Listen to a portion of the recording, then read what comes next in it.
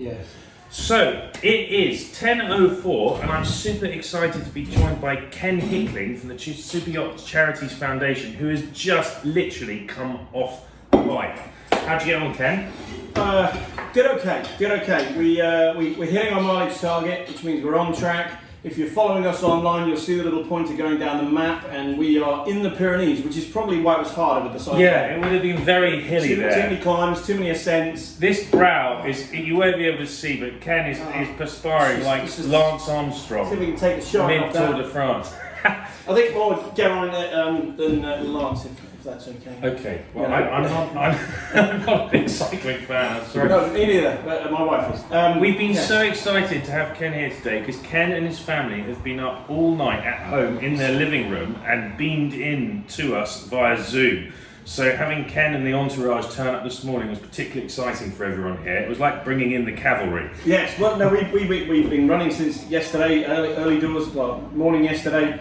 And we've been scheduled so that there's me and my wife, and we're partnered up, and then there's my daughter and her boyfriend, and they're partnered up. So we're two squads, if you like, two team units, and we've got 3 team units at any one time. So yeah, but right the way through the night, 1 o'clock, Ed. Yeah. You were at home doing it then, weren't you? Yeah, I was at home sweating all over my 5 o'clock and 9 o'clock, and so every 4 hours, you think you're going to get a break. You do your exercise. It takes you about half an hour to cool down. And then in 2 hours' time, you're going to be getting ready again. So, which bit for you has been the bit that you've dreaded over the next 3 hours? Which discipline? It's funny. The rowing's more of a body experience, but I actually prefer it. The cycling, because you've got to keep a real pace going. We've got more miles to cover by cycle because we've only got to cycle the distance from Dover to Calais and from Barcelona to Palma.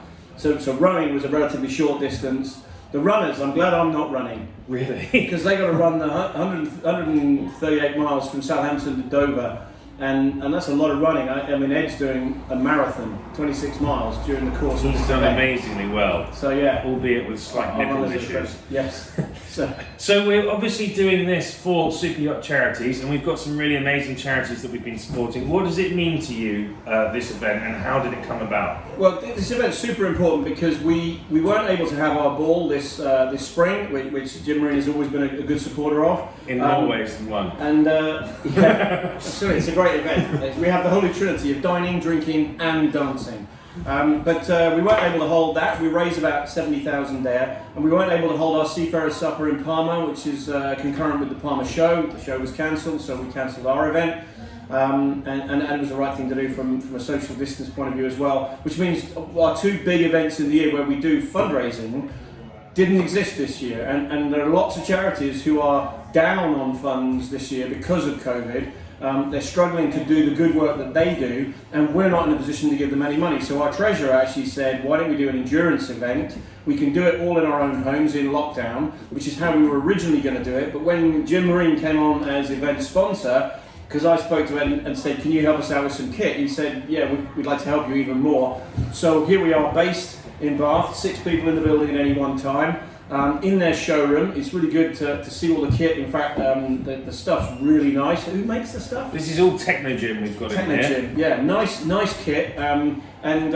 It's been fantastic to have this as our base of operations. We've had 4 or 5 people here throughout, and now we've almost got the whole squad. But the real thing about this, Ed, you asked about the fundraising, is we've raised north of 13 grand so far. It's amazing, isn't it? And that includes the money you put in. But the real kicker is we're challenging you people out there to beat our time and to beat our fundraising total. We will put a small trophy up for the time and a big trophy and a prize up for the team that raises the largest amount of money. And I've already committed in yesterday's video to put in a donation of £100 per participant and pay for the hats and t-shirts. So we've already made another commitment to anyone that is brave enough to take on the Super Yacht Charities 7 Seas Challenge. And we know that there are so many charities out there who are really, really going to benefit from Absolutely. this. So we want all the yacht crews to think about this, we want all the companies to think about it, and groups of industry colleagues to come together and form teams and try to beat our number. And at the ball, if we're allowed to have it next spring, in March 27th at St Mary's in Southampton, we will present the prizes for the team which has taken the challenge and beaten the challenge. Awesome. Really awesome. Just want a quick thing. Did anybody mention the charities yet that we're supporting? Yeah, we've talked about Yachting Gives Back, who are new this year. Excellent new Palmer charity. Nick Whistle. We've talked about those Oceans of Hope. Oceans of Hope. We haven't yet talked about Shambhala. So Okay, Fundación Shambhala sounds Spanish because they're based in Palma, just like Yachting Gives Back. What they do is they provide activities and, if you like, purpose and hope to young, incredibly disadvantaged people in Palma, taking them out, often on a boat. You know, they've got lots of boats in Palma, a lot in Mallorca. They find ways to get kids out on these boats and say, look, there is a life beyond the no-hope street that you live on. Look, there's things you can do. Let's help you get a decent education. Let's help you realise why you're doing it and show you something, because these people are living in grinding poverty, and just getting through each day is the challenge. And Shambhala takes them out of that, shows them something, gives them purpose, gets them together as individuals into groups and does activities and say, look, there is more to life than just surviving, and you can have hope. And that's what they deliver. And there's some really meaningful stories. You can check them out on the web. They're mostly on Facebook is where they have a strong presence, but they have a website too.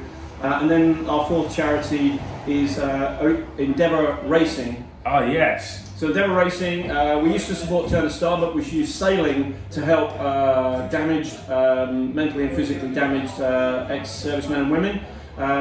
They've outgrown our criteria, which is great. We help them grow and we're proud of that. Now Endeavour Racing is a motorboat-based organisation, and they do outboard motor racing, so it's, I forget which class it is, I think it's class 2.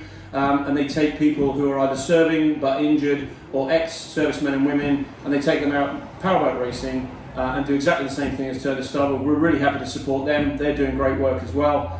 So these are the 4 charities that we would have supported at the events that were cancelled, and that's why we're supporting them with this. So, in summary, we've got 4 amazing causes, and anyone that can take a small time out of their day to go online, visit the website, we'll put the website in the comments, have a read about what we're doing and why we're doing it, and then click that donate button. Every single penny counts, and it really, really does. We're not asking for thousands upon thousands. Anyone who can make a small contribution. We got anything from £10 to £1,000 of the donations that people have given us, and we're happy to take your money. It's all contactless. Ken is always happy to take your Pay, money. Google Take it from the Pay, man. credit card pay. Excellent. Well, Ken, everything. we're going to wrap it up here. What have you got next, and when are you next on Okay, on so I've got exercise? collapsing into a sweaty heap next.